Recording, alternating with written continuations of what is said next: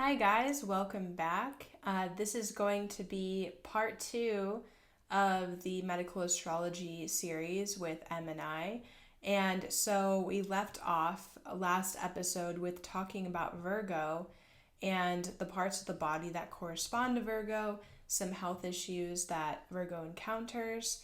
And now we're going to go through the rest of the zodiac and basically outline some of the health issues that these signs can run into, or if you have a strong transit or a strong placement of this sign, you could also see this pop up temporarily too. So it's really good to be aware of all of the signs and the imbalances, because you can say, hey, I've had a lung issue. Am I having trouble communicating something? Or is this a Gemini issue because Gemini rules the lungs? Or, oh man, I find that I'm having, foot pain or ankle problems. Is that going to be an Aquarius or a Pisces issue? And so it's really, really helpful to start to get metaphorical with your health and to start thinking psychological as well as just the physical body, and to start seeing what are the stressors that are going on in your life. When does your physical body have symptom flares? Notate it in your journal, see if there's a pattern there, and always just think about what's been on your mind lately and what's been bothering you. Look to your dreams to see, an unbiased, unguarded perspective of what's bothering you. And also, I was thinking that, during certain retrograde periods, like right now, we're still under Mercury retrograde in Gemini, some Gemini things can come up. There's more likely to be missed meetings or communication issues or travel stressors, and that can trigger some of these Gemini related issues. I've definitely seen that in myself and others.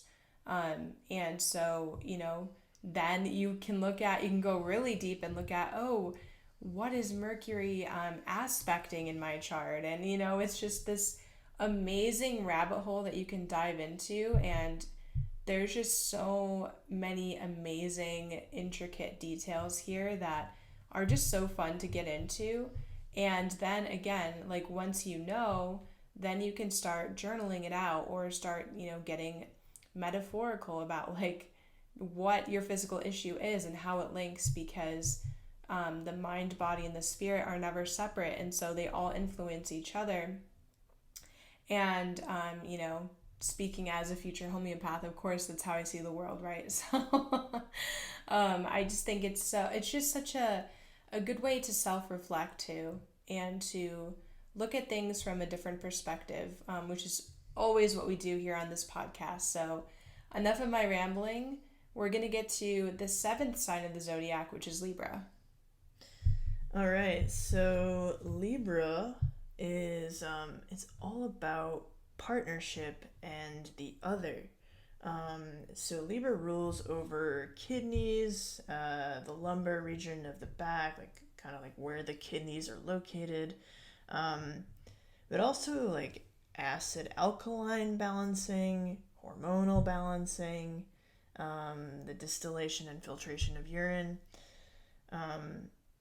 and the ovaries and the veins. So once again, like, so if you think about these things, like Libra is very concerned about a sense of harmony and balance when it comes to their relationships. And so, just thinking in terms of like how, once again, it's quite literal. We have hormone balancing and Yeah, it's balance. It's all about balance.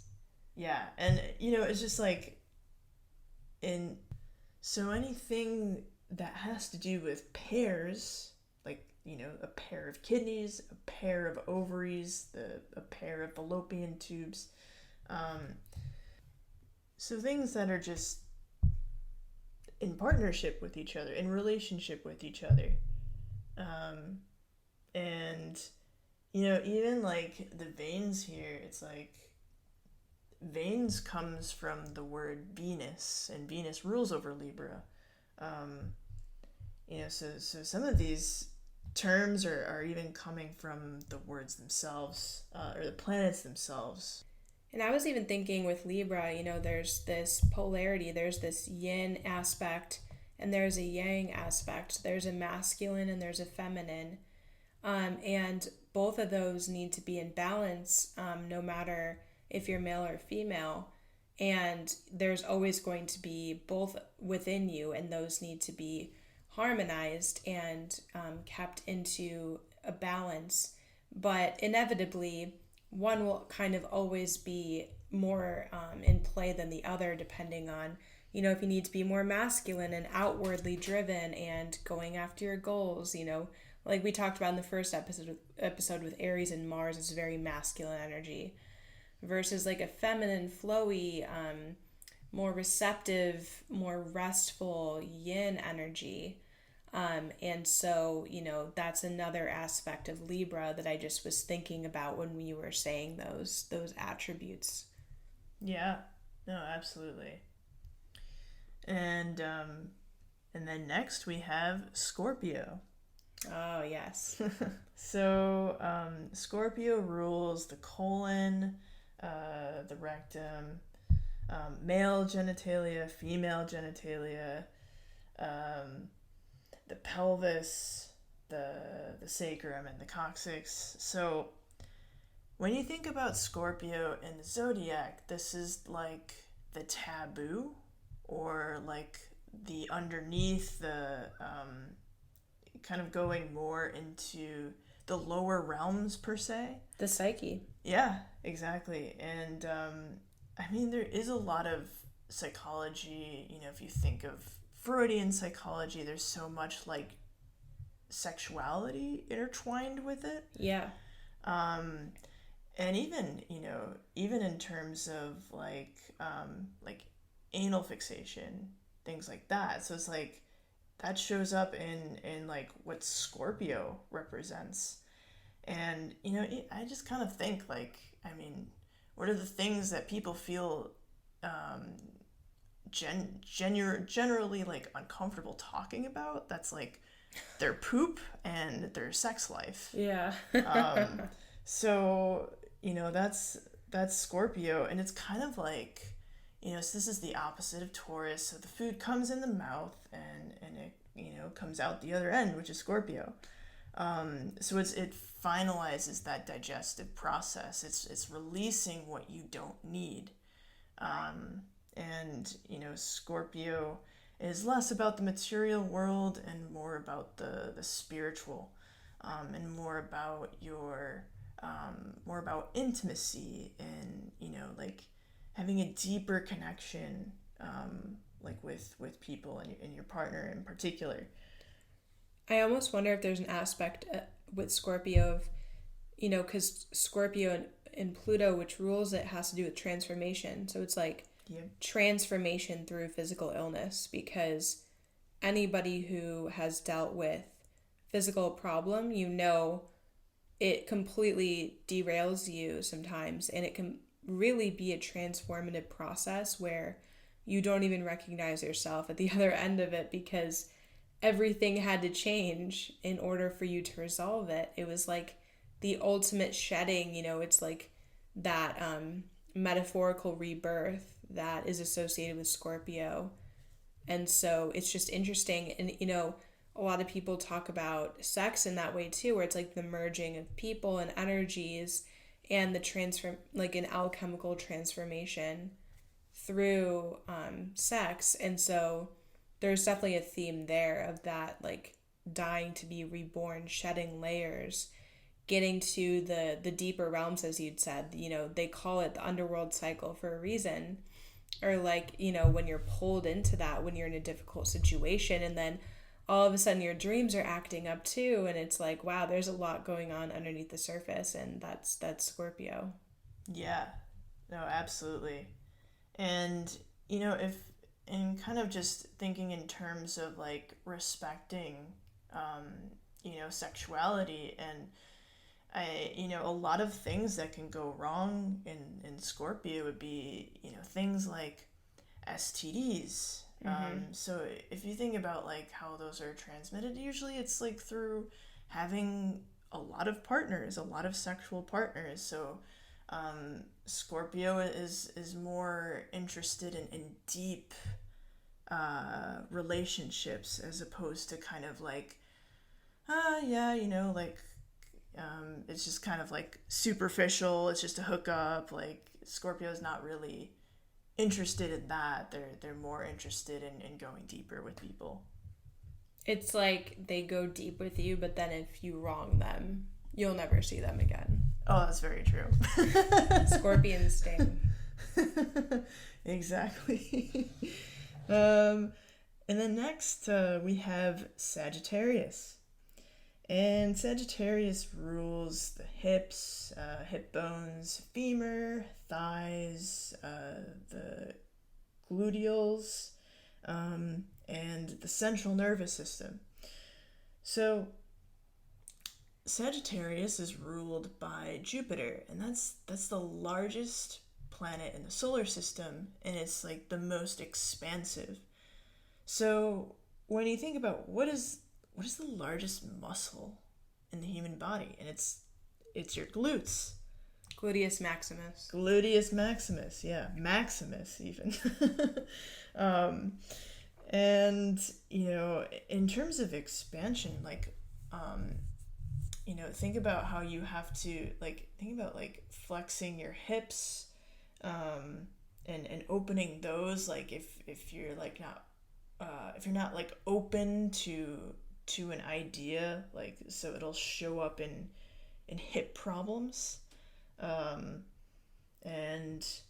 the CNS, I mean, Sagittarius is like, it's the expansion of Gemini, in the sense that we go from ideas and communication to freedom and wisdom, and just like a larger, bigger picture. And they just tend to also because of that freedom, they tend to like a lot of activity. And this can be another accident prone, more just from overdoing things, though.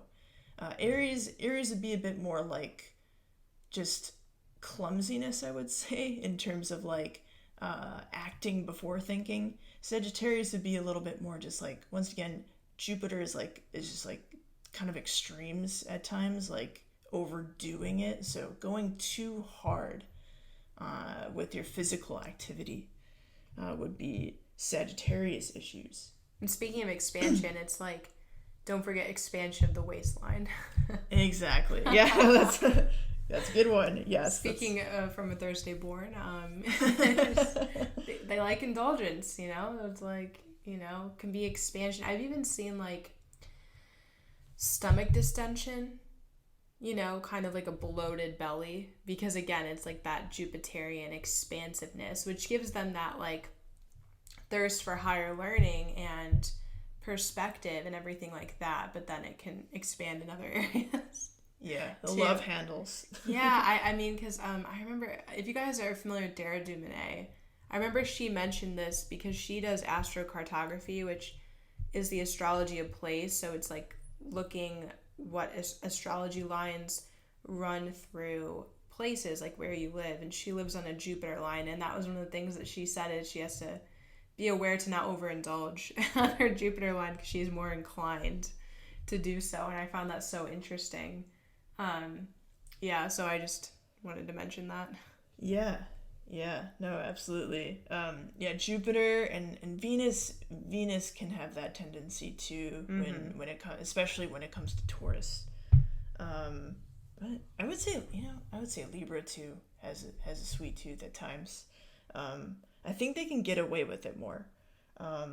But anyways, Capricorn is next. And Capricorn rules over Capricorn is ruled by Saturn, and both of them rule over the skeletal system. And more specifically, it's the knees. And this, Capricorn also includes the skin, the nails, and the cuticles. So Capricorn has everything to do with like our structures in place. So if you think about like your literal structure of the body is represented by the bones and the skeleton.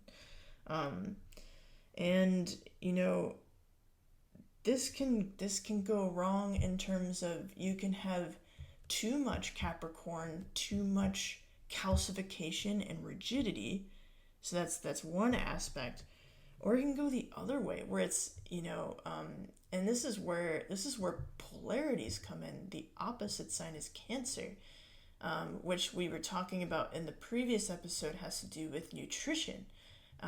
And so if you aren't properly nourished, it reflexes to Capricorn, and it will show up in terms of like, lower like bone density, and just like having issues in your structure, having, you need the nutrients and minerals in order to build your bones. Um, so Or it's like in the elderly when they have calcification in some areas and then they also have degeneration in others. exactly. So it's like both can occur simultaneously. And yeah, I wonder what happens during like a Saturn return if those issues can come up, because it's like at least during your first Saturn return and perhaps during your second, I can't speak to that, but it's like you're thinking of the structures that you want to build, and there's a lot of apprehension and anxiety around that, and it's scary, and you're like, oh my gosh, it's like you're aware of father time for maybe the first time ever, and like, oh, my life will end someday, and what am I going to do with it? I need to start building my life, and having that solid foundation. And Uranus can come tear that away at any moment, or Pluto. But it's kind of like that idea of, what do I want to be when I grow up? Do I want to have kids? A lot of people get married during a Saturn return, or divorced even if they got married younger, and or during their second Saturn return at 50, right? I'm getting that wrong. Yeah, Around 50. I want to say it's like, anyway, middle life, right? And so, and then it's like, if what's you're worried, 29 times 2? oh my God, don't ask me that. Anyway, so 58, yeah, approximately. So if you're having issues building a foundation, I can see that showing up as some issues. Maybe you tweak your back, or maybe you're having issues with chronic pain in those areas, or just something like, maybe you break a bone, Mm-hmm. and that's kind of like the psyche articulating that for you in like a way that you're gonna get it, and you're gonna, because what happens when you break a bone, you have to like sit down and rest, and when you're resting, hopefully maybe you're contemplating and maybe starting to think about that future vision. So just something to ponder. Yeah. Yeah, no, absolutely. And since Saturn is in Aquarius right now, and we're gonna move into talking about Aquarius, so I mean, I wouldn't be too surprised if people have ankle issues, in terms of if they're gonna break a bone. That would be interesting to look and see if people, who are going through their Saturn returns in Aquarius would have that issue with their ankles in particular, or even just mobility. Yeah, that's true. But yeah, so Aquarius rules the ankles, the lower leg, the Achilles tendon, circulation, oxygenation of the blood, and the electrical system of the body. So Aquarius is it's the sign of like your community, your friendships. It's the sign of genius. It's also the sign of like technology. Um, and there's a couple of interesting things when it comes to Aquarius. Um, is that they tend to first of all, it's like in the dead of winter, Aquarius, and they actually tend to have more issues with like light deficiency. So like Oh, it's yeah. really it's important that they get a lot of sunlight. I know that's important for all of us, but like Aquarius is gonna um, uh, it's gonna need a lot more, and they're actually like really sensitive to EMFs and like non-native EMFs, like if they use their computer too much or they use their phone too much, devices in general, they can be really sensitive to that. And in terms of Aquarius, it's also like, so when you think about Aquarius, it's they're very unique, and it's all about like kind of like weirdness, and so Quirky. yes, and a lot of ailments with Aquarius tend to be ones that are hard to figure out and ones that are kind of like unexpected or just like they just don't really make, they're puzzling. They take a little extra effort to resolve. Sounds like some strange, rare, and peculiar symptoms to bring to a homeopath. Exactly. Yeah, exactly. And yeah, I mean, homeopathy being like an unseen medicine, Uranus is kind of like, in term is Uranus and Aquarius would be like, thinking in terms of the unseen aspects. So like the fact that you'd be working with homeopathy would be, yes, a very good thing with Aquarius. Um, and also something that just came to me as well is just like the Achilles tendon. So like the Achilles heel, it's like that's like your weak point. And the thing with Aquarius is it comes right after Capricorn. It's like this breaking down of a system or a structure. And so it often brings like, like intensity and makes you like kind of start up again and brings you to that sense of maybe even just weakness and just um, having to look at just your maybe traumas that even come up from that, from like the structure collapsing, we're even experiencing that, just the societal, in terms of society at large, with like a lot of these institutions kind of just like slowly crumbling. And then Aquarius is the next step. We're in the Aquarian age. We have to like pick up from there. And then, but in order to start, sometimes we have to go back to past things and address those. And that can be, that can be pretty challenging. And, you know, And I think Aquarius, too, just from what I've observed working with people, is there can be some depression and anxiety, especially when they tend to isolate themselves for too long.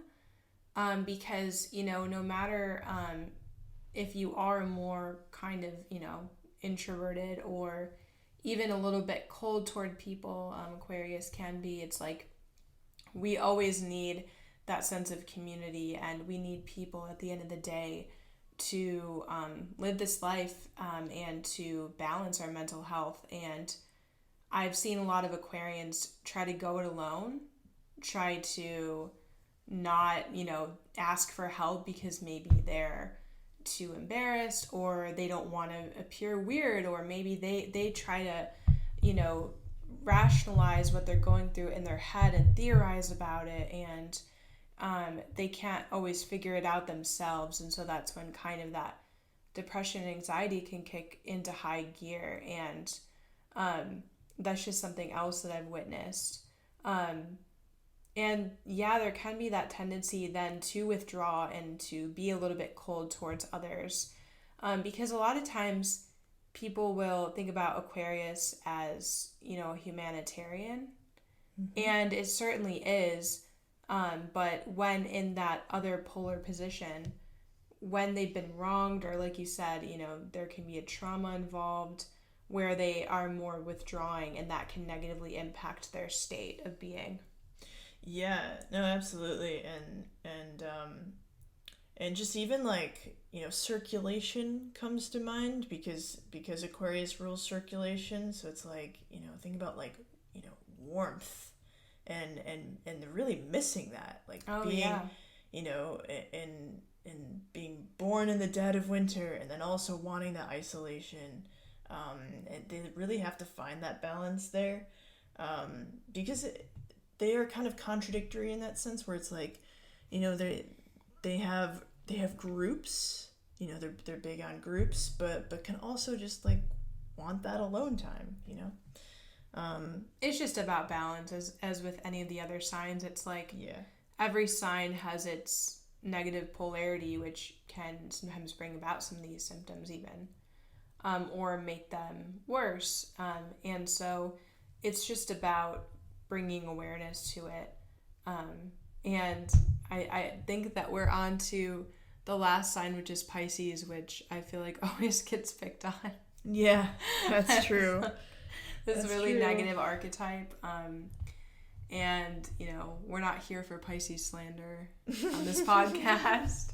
But yeah, it's definitely a big one, right, for addiction and spaciness and what else is it? Yeah, so Pisces rules the feet, the toes, the blood, lymph, and lymphatics. So this is like also the immune system. And when we were talking about Virgo in the previous episode, so this is the opposite sign of Virgo. So Virgo has better boundaries than Pisces. So Pisces, it's the last sign of the zodiac. It's about like more dissolving the ego, and it's like kind of like a really like it's a preparation for death and going into the next life. It even rules like the past lives. But yeah, and we started with Aries, which is the head, and we're down through the body and into the feet. I thought you were gonna say through the bowels. No. But yeah, so Pisces can have trouble with boundaries. And so the Pisces and the 12th house can be, so where Virgo is like your acute health, with the 6th house, Pisces and the 12th house would be more of your chronic ailments. And just like not having the boundaries would mean much more issues with like autoimmune illness, and viruses, exactly. Yeah, so and they do tend to be very sensitive to like a lot of like pharmaceuticals or to drugs, or so they need to be very careful in choosing like their path towards health. They can do very well with things that are just more gentle. So like homeopathy, things like reflexology even works directly with the feet.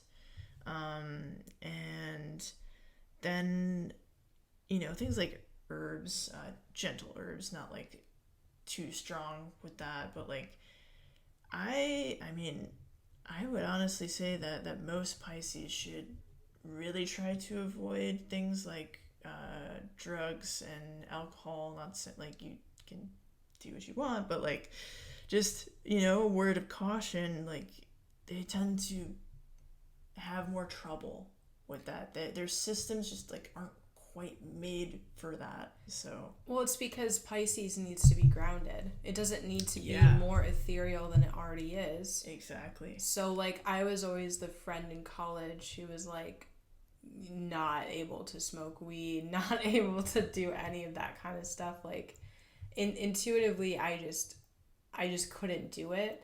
But honestly, I see a lot of Pisces who are the opposite, where it's like they drink like a fish. That's a metaphor for a reason. Right. Yeah, Pisces is the fish. Like, the symbol is a fish. And honestly, I see a lot of Pisces that are into psychedelics. Yep. And I respectfully disagree with that completely for Pisces. Especially if you're prone to mental health issues. Really, really be aware of that. I know, I feel like every day on social media, I'm seeing people talk about psilocybin because it's something that's been legalized recently here in Oregon, I think in California as well. It's something that's been more in conversation, and people, kind of just go into it not really fully understanding the risks involved. And it can be a really enlightening experience for some. And I'm not necessarily even against it at all. I'm kind of balanced on this issue. I've just seen a lot of people overdo it, and I've heard a lot of people just because I as somebody studying homeopathy, you hear everybody's secrets, you hear everybody's life story. And there's just been so many cases that I've read or that I've seen. I've heard about it a lot.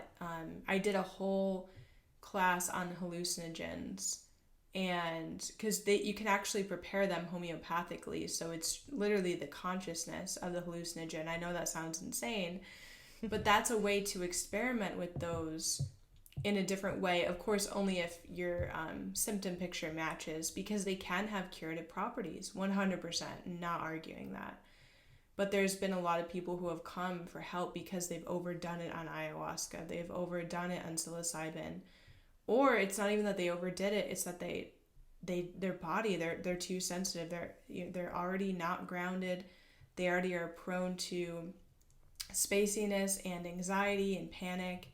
And then they have these experiences that can go wrong. And so it's just something to think about, and you always have to go with your own intuition.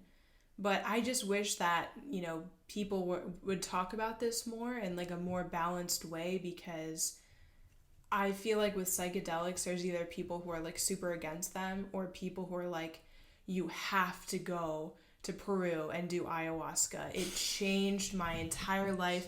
It cured my cancer. I never had an ache or pain again. Like they hype it up to this like,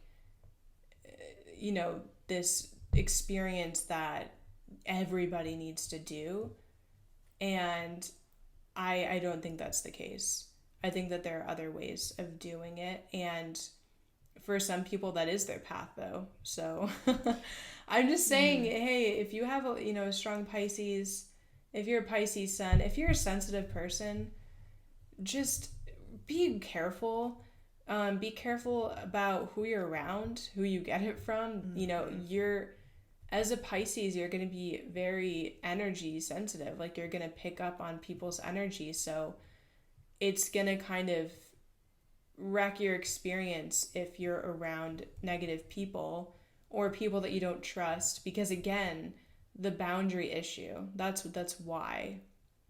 And so for me personally, I just don't do any of that. And my life has been definitely better for it. It really has. And some people don't get it, but it's just like, that's just my personal take on it. And, maybe I'll change in the future. I mean, I have a long life to live, hopefully. So, you never know, but yeah, just something to consider.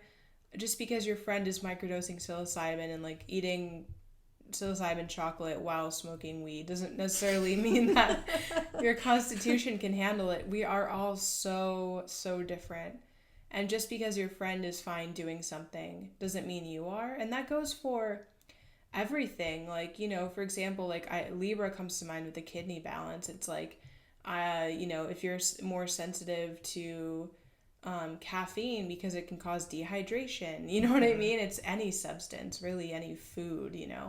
We all have, like Em was saying, our Achilles heel or something that we are more prone to, something that we're more sensitive to. And so, yeah, just think about it, be aware of that. And any parting words for us, Em? Well, I mean, even just to speak to that a little bit, Yeah. we've had Neptune in Pisces since 2011, and Jupiter has just recently entered Pisces.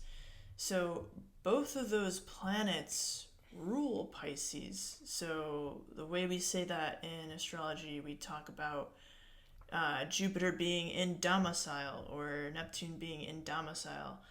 Jupiter is the old ruler of Pisces before Neptune was discovered. So, what does that mean? Well, we'll likely see a lot and have been since that time, since Neptune went into Pisces, seeing more of this interest in Mm-hmm. psychedelics.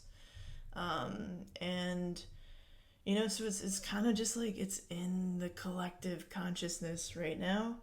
But that does, when something's in domicile, like, and especially when it's Pisces, like, it's gonna activate a lot more.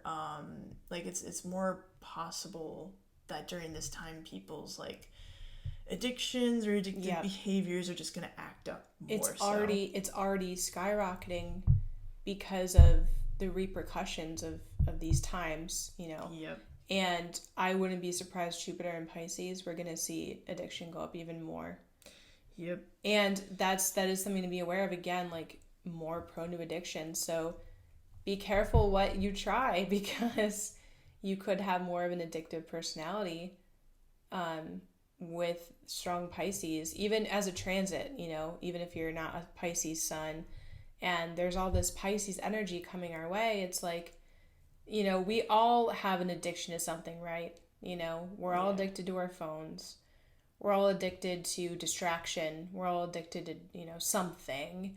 Um, but some addictions are less harmful than others, right? So it's just something to be aware of. And I also find it interesting, just as an anecdote, is even if you yourself don't experience something like this as your sun sign ailment, I've noticed that people will experience it maybe in their family of origin, or it'll Mm-hmm. be a theme in their life. I know that's definitely been true for me as a Pisces, and that's been true of you as a Cancer sign. Mm-hmm.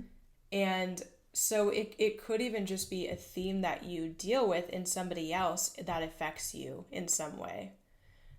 And that's just a theory. I don't know if there's any weight to that at all. It's just from my own observations, it's definitely been true. And so that's just something to chew on as well, is like, you know, these themes can come up to teach you something though. And it's always going to be propelling you forward in some way, even if you experience these ailments yourself. Like we said when we were talking about Scorpio, it's the ultimate transformation can be through the body and through getting healthy and through taking charge of your health and your life and changing your perceptions on these things and seeing where you're out of balance in any of these archetypes, because these are all just archetypes. We have all of these planets in our chart. Everybody has Pisces somewhere, everybody has Aries somewhere, and so on and so forth. And so, yeah, this was really just an introduction today. There's so much more that can be expanded on with this topic, and hopefully we can get into another facet of it in the future. But I really hope that you guys enjoyed today's episode, a wrap on part 2 of medical astrology, and we will catch you next time. All right, take care.